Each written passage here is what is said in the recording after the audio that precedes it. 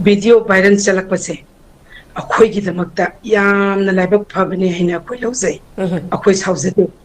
ꯃꯔꯝꯗꯤ ꯑꯩꯈꯣই video viral ꯆꯠꯍꯜꯂꯛꯏꯕ ꯅꯨꯄꯤꯁꯦ video viral ꯆꯠꯍꯜꯂꯛꯏꯕ ꯅꯨꯄꯤꯁꯦ ꯑꯩꯈꯣꯏ ꯁꯨꯡꯁꯣꯏ ꯁꯣꯏꯗꯅ ꯃꯥꯁꯤ ꯍꯥꯏꯔꯤꯕ ꯖꯤꯇꯦꯟꯗ꯭ꯔꯣꯁꯤꯒꯤ ꯑꯦꯁ ꯑꯥꯏ ꯖꯤꯇꯦꯟꯗ꯭ꯔꯣ IPS ꯁꯤꯒꯤ ꯈꯣꯡꯕꯨꯔꯣꯏ ꯑꯣꯏꯒꯅꯤ ꯍꯥꯏꯕꯒꯤ ꯆꯞ ꯆꯥꯕ ꯑꯩꯈꯣꯏ ꯊꯥꯖꯕ ꯂꯩꯔꯦ ꯍꯧꯖꯤꯛ ꯃꯔꯝꯗꯤ ꯑꯩꯈꯣꯏꯅ ꯃꯥꯅ ꯅꯅꯥꯎꯁꯤꯅ ꯑꯩꯈꯣꯏꯅ ꯄꯨꯡ 5ꯗ ꯂꯥꯛꯀꯦ ꯍꯥꯏꯔꯒ ꯄꯨꯡ 4ꯗ ꯄꯨꯔꯛꯄꯅꯤꯅ ꯄꯨꯡ 4ꯗ ꯄꯨꯔꯛꯄ ꯃꯇꯝꯁꯤꯗ ꯃꯥꯒꯤ ꯃꯁꯥꯁꯤ ꯌꯥꯝꯅ ꯈꯣꯡ ꯊꯥꯡꯅꯤꯡꯒꯨꯝ ꯊꯥꯡꯅꯤꯡꯗꯒꯨꯝ ꯇꯨꯔꯣꯏ ꯉꯝꯂꯣꯏ ꯂꯥꯛꯈꯤꯕꯁꯦ ꯑꯩꯈꯣꯏꯅ ꯈꯜꯂꯤ ꯃꯥꯒꯤ ꯏꯀꯥꯏꯕ ꯇꯦꯟꯁꯟ ꯑꯗꯨ ꯑꯣꯏꯒꯗ꯭ꯔꯥ ꯍꯥꯏꯅ ꯑꯩꯈꯣꯏꯗꯤ ꯌꯥꯝ ꯑꯐꯕ ꯂꯣꯟꯗ ꯈꯟꯗꯣꯛꯆꯔꯒ ꯂꯩꯖꯩꯌꯦꯕ ꯑꯩꯈꯣꯏꯅ ꯉꯥꯏꯕ ꯄꯣꯁꯃꯣꯔꯇꯦꯝꯒꯤ ꯔꯤꯄꯣꯔꯠꯁꯨ ꯉꯥꯏꯔꯤꯁꯤ ꯍꯥꯏꯕꯗꯤ ꯐꯤꯜꯗꯨꯃꯛꯇꯗ ꯃꯐꯝꯗꯨꯃꯛꯇꯗ ꯑꯩ ꯏꯁꯥꯅꯤ ꯂꯥꯎꯕ ꯐꯣꯡꯕ ꯌꯥꯎꯖꯔꯤꯗꯣ ꯑꯩ ꯏꯁꯥꯃꯛꯀꯤ ꯃꯥꯡꯗꯅꯤ ꯊꯛꯈꯤꯕꯁꯨ ꯎꯗꯦ ꯍꯥꯏꯔꯤꯕ ꯖꯤꯇꯦꯟꯗ꯭ꯔꯣꯁꯤꯅ ꯂꯨꯝꯁꯜꯂꯤ ꯂꯨꯝꯁꯟꯕ ꯍꯥꯏꯁꯦ ꯀꯥ ꯃꯆꯥꯅꯤ ꯃꯥꯅ ꯊꯛꯑꯒ ꯅꯠꯇ꯭ꯔꯒ ꯀꯔꯤꯒꯨꯝꯕ ꯑꯃ ꯇꯧꯔꯗꯤ ꯑꯩꯈꯣꯏ ꯄꯨꯝꯅꯃꯛꯁꯦ ꯎꯐꯝ ꯊꯣꯛꯄ꯭ꯔꯥ ꯍꯥꯏꯕꯒꯤ ꯈꯟꯖꯕ ꯂꯩ ꯑꯗꯣ ꯑꯩꯈꯣꯏ ꯀꯔꯤꯒꯨꯝꯕ ꯑꯝꯇ ꯎꯗꯦ ꯑꯗꯨꯒꯤ ꯃꯊꯛꯇ ꯍꯧꯖꯤꯛꯁꯤ ꯃꯁꯤꯒꯤ ꯑꯩꯈꯣꯏꯅ ꯆꯤꯡꯅꯗꯨꯅ ꯃꯌꯥꯝ ꯑꯃ ꯂꯩꯔꯤꯉꯩ ꯗꯥꯛꯐꯝ ꯃꯌꯥꯝ ꯑꯃ ꯂꯩꯔꯤꯉꯩ ꯑꯩꯈꯣꯏꯅ ꯚꯤꯗꯤꯑꯣ ꯔꯦꯀꯣꯔꯗꯤꯡ ꯃꯌꯥꯝ ꯑꯃ ꯇꯧꯍꯧꯕ ꯑꯩꯈꯣꯏꯅ ꯌꯨꯝꯁꯃꯣꯛꯇ ꯄꯨꯂꯤꯁꯅ ꯄꯨꯈ꯭ꯔꯕ ꯃꯇꯨꯡꯗ ꯃꯥꯅ ꯁꯤꯔꯒ ꯂꯩꯔꯝꯕꯗ ꯃꯥꯅ ꯏꯃꯨꯡꯗ ꯏꯔꯥꯎꯈꯣꯜ ꯑꯃ ꯑꯣꯏꯅ ꯏꯟꯗꯣꯝꯆꯥ ꯑꯩꯕꯨ ꯀꯟꯕꯤꯌꯣ ꯏꯟꯗꯣꯝꯆꯥ ꯑꯩꯕꯨ ꯀꯟꯕꯤꯌꯣ ꯑꯩ ꯄꯨꯂꯤꯁ ꯁ꯭ꯇꯦꯁꯟꯗ ꯄꯨꯍꯟꯕꯤꯔꯅꯣ ꯍꯥꯏꯕꯒꯤ ꯏꯔꯥꯎꯈꯣꯜ ꯉꯁꯤꯁꯨ ꯉꯪꯗꯨꯅ ꯇꯥꯗꯨꯅ ꯑꯩꯈꯣꯏ ꯑꯗꯨꯃꯛ ꯂꯩꯔꯤ ꯏꯃꯨꯡꯗꯀꯣ ꯑꯗꯨꯒꯤ ꯃꯊꯛꯇ ꯃꯥꯅ ꯏꯃꯨꯡꯁꯤꯗ ꯂꯦꯛꯊꯔꯛꯈꯤꯕ ꯃꯇꯝꯗ ꯃꯥꯒꯤ ꯃꯆꯟꯅꯨꯄꯤꯗ ꯀꯣꯜꯂꯀꯥꯟꯗ ꯐꯤ ꯑꯉꯥꯡꯕ ꯏꯟꯕꯤꯗꯣ ꯐꯤ ꯐꯨꯔꯤꯠ ꯑꯉꯥꯡꯕꯔ ꯐꯤ ꯑꯉꯥꯡꯕꯔ ꯏꯟꯕꯤꯗꯣ ꯑꯃꯗꯣ ꯃꯥꯒꯤ ꯑꯃꯠꯇ ꯉꯥꯏꯕ ꯑꯩꯈꯣꯏꯒꯤ ꯏꯆꯥꯅꯨꯄꯤꯅꯤ ꯃꯥꯅ ꯀꯣꯜꯂꯀꯥꯟꯗ ꯃꯥꯒꯤ ꯃꯅꯥꯀꯣꯡꯗ ꯍꯥꯏꯔꯝꯕ ꯋꯥꯐꯝꯗꯣ ꯑꯩꯈꯣꯏ ꯉꯁꯤ ꯐꯥꯎꯕ ꯉꯥꯏꯒꯤꯁꯤ ꯃꯣꯏꯒꯤ ꯔꯤꯄꯣꯔꯠꯁꯤ ꯉꯥꯏꯒꯤꯁꯤ ꯏꯆꯥꯁꯥ ꯅꯣꯏ ꯋꯥ ꯉꯥꯡꯒꯅꯨꯀꯣꯅ ꯑꯩꯅ ꯀꯟꯅ ꯍꯥꯏꯗꯅ ꯑꯩ ꯊꯝꯖꯩ ꯑꯗꯨꯕꯨ ꯉꯁꯤ ꯍꯥꯏꯅꯤꯡꯕꯗꯤ ꯌꯥꯝꯃꯦ ꯐꯨꯡꯒꯠꯂꯛꯄꯅ ꯍꯦꯜꯂꯦꯀꯣ ꯑꯗꯨꯕꯨ ꯃꯥꯅ ꯃꯥꯒꯤ ꯅꯨꯄꯤꯗ ꯁꯨꯃꯥꯏꯅ ꯄꯥꯏꯔꯒ ꯃꯈꯨꯠ ꯅꯥꯝꯃꯅ ꯄꯥꯏꯔꯀꯥꯟꯗ ꯃꯆꯟꯅꯨꯄꯤꯗ ꯀꯣꯜꯂꯀꯥꯟꯗ ꯃꯥꯒꯤ ꯃꯅꯥꯀꯣꯡꯗ ꯋꯥ ꯑꯃ ꯍꯥꯏꯌꯦꯕ ꯑꯩꯈꯣꯏꯅ ꯃꯁꯦ ꯃꯆꯟꯅꯨꯄꯤꯁꯤꯗ ꯊꯦꯝꯗꯅ ꯅꯧꯗꯅ ꯍꯪꯉꯦꯕ ꯃꯆꯟꯅꯨꯄꯤꯁꯦ ꯑꯁꯨꯛꯀꯤ ꯃꯇꯤꯛ ꯑꯋꯥꯕꯅꯦꯕ ꯍꯧꯖꯤꯛ ꯑꯣꯏꯔꯤꯁꯦ ꯅꯅꯥꯎ ꯅꯅꯥꯎ ꯑꯩ ꯌꯥꯝ ꯋꯥꯔꯦ ꯌꯥꯝ ꯑꯣꯠꯂꯦ ꯑꯩ ꯍꯤꯡꯒꯗꯕ ꯃꯥꯟꯗ꯭ꯔꯦ ꯍꯥꯏ ꯀꯣꯜꯂꯀꯥꯟꯗ ꯃꯥꯒꯤ ꯅꯥꯀꯣꯡꯗ ꯍꯥꯏꯕꯅꯤ ꯉꯁꯤ ꯐꯥꯎꯕ ꯑꯩꯈꯣꯏ ꯀꯅꯥꯒꯤ ꯃꯐꯝꯗ ꯐꯣꯡꯗꯣꯛꯇ꯭ꯔꯤ ꯉꯁꯤ ꯑꯦꯂꯔꯠ ꯇꯤꯚꯤꯅ ꯑꯍꯥꯟꯕꯅꯤ ꯐꯣꯡꯗꯣꯛꯇꯕꯒꯤ ꯃꯔꯝꯁꯦ ꯑꯩꯈꯣꯏ ꯁ꯭ꯇꯦꯠꯃꯦꯟ ꯄꯤꯕ ꯃꯇꯝꯗꯁꯨ ꯑꯩ ꯏꯁꯥꯅ ꯐꯣꯡꯗꯣꯛꯍꯟꯗꯦ ꯃꯔꯝꯗꯣ ꯑꯩ ꯍꯥꯏꯖꯒꯦ ꯉꯥꯏꯈꯣ ꯄꯣꯁꯃꯣꯔꯇꯦꯝꯒꯤ ꯔꯤꯄꯣꯔꯠ ꯌꯦꯡꯈꯤꯁꯤ ꯃꯔꯝꯗꯤ ꯑꯩꯈꯣꯏꯁꯨ ꯄꯨꯔꯥ ꯀꯟꯇ꯭ꯔꯥꯁ ꯆꯠꯂꯦ ꯖꯤꯇꯦꯟꯗ꯭ꯔꯅ ꯁꯅꯥ ꯄꯨꯊꯣꯔꯛꯎ ꯍꯥꯏꯕꯒꯤ ꯏꯔꯥꯎꯈꯣꯜꯅꯦ ꯑꯩꯈꯣꯏꯅ ꯁꯔꯅ ꯉꯁꯥꯏ ꯂꯥꯡꯉꯨ ꯍꯥꯏꯕ ꯂꯥꯈ 5ꯗꯣ ꯑꯩꯈꯣꯏ ꯄꯩꯁꯥ ꯂꯥꯈ 2ꯃꯨꯛꯇꯤ ꯂꯥꯡꯖꯔꯦ ꯁꯔ ꯑꯩꯈꯣꯏꯁꯨ ꯂꯥꯛꯀꯦ ꯇꯧꯏꯅꯤ ꯃꯤꯅꯤꯠ 2ꯗꯗꯤ ꯃꯇꯝ ꯄꯤꯕꯤꯌꯨ ꯍꯥꯏꯅ ꯑꯩꯈꯣꯏꯅ ꯑꯗꯨ ꯌꯥꯝꯅ ꯔꯤꯀ꯭ꯋꯦꯁ ꯇꯧꯕ ꯃꯇꯝꯗ ꯃꯥꯅ ꯇꯥꯈꯤꯗꯕ ꯅꯅꯥꯎꯅ ꯃꯈꯣꯡ ꯃꯈꯨꯠꯇ ꯄꯥꯏꯗꯅ ꯈꯨꯔꯨꯝꯗꯅ ꯌꯥꯝ ꯅꯨꯡꯉꯥꯏ ꯚꯤꯗꯤꯑꯣ ꯊꯥꯒꯠꯂꯛꯄꯁꯦ ꯃꯈꯣꯡ ꯃꯈꯨꯠ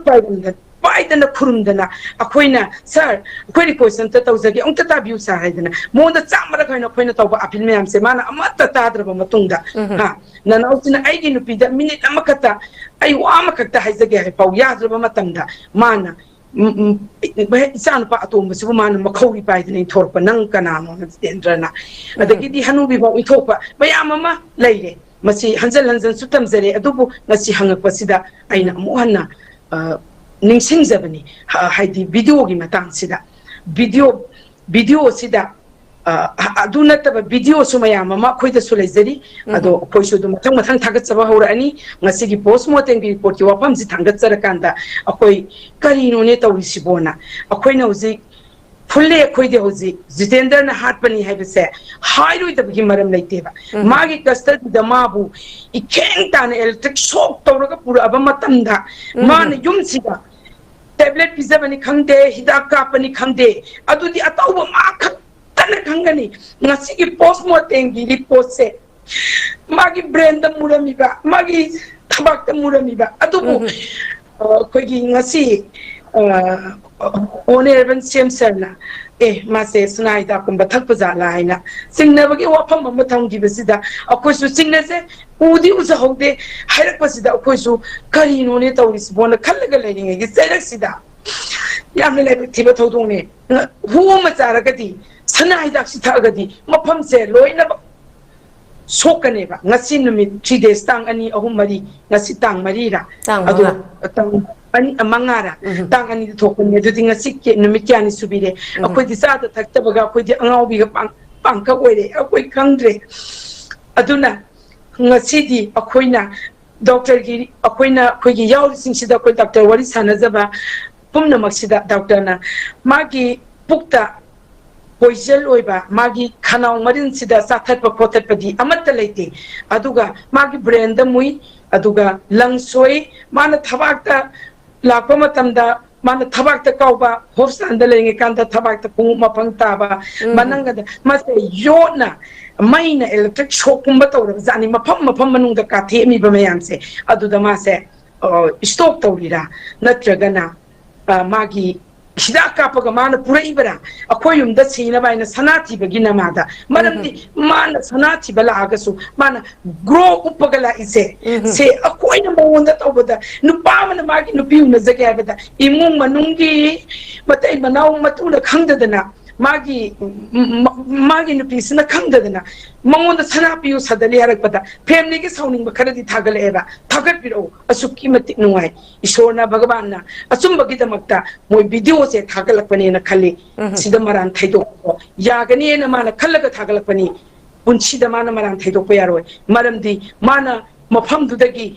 tap tana to sa tarkanda aroi be stage ta turoi ngamroi pura kanda akhoi ga unage ya jiba wari sanage ya jiba mana pami paisa to pige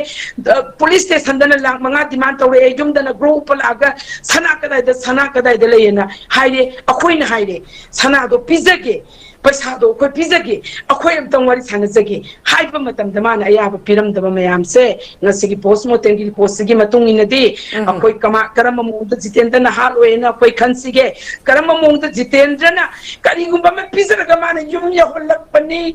haiba se sanasi mana loba ya da honara pani haiba se hairu da bagi maram lai haiba se miyam mi mapanda bin tawsani ngasi honara ban sem samna apagi fully cooperation su pibira ya sumba tawgane sware adugi sumatata jitenda ga yukta mana kinak tawriba moy ani yom jisu asumba putorakdana atuba matam da pibira kan haibagi honara ban sem sa klipong bazo section 7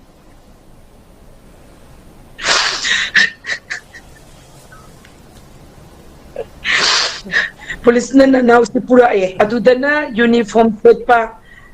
ahum yaure ma masana video masana namjai video masana coverage tawjai yam nungai mana video thadopagi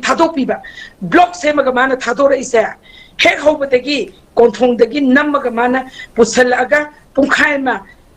hena mana namiba video se blog semi bogi mahutta kanbiyu ima aibu kanbiraroidra indomcha aibu kanbiraroidra aigi nupida minute lam tawai zerange ma he ontadi aibu police station da puan birano haiba maya pumna makto punna thado pira gadi asuki mati nungai gani haibagi thazabado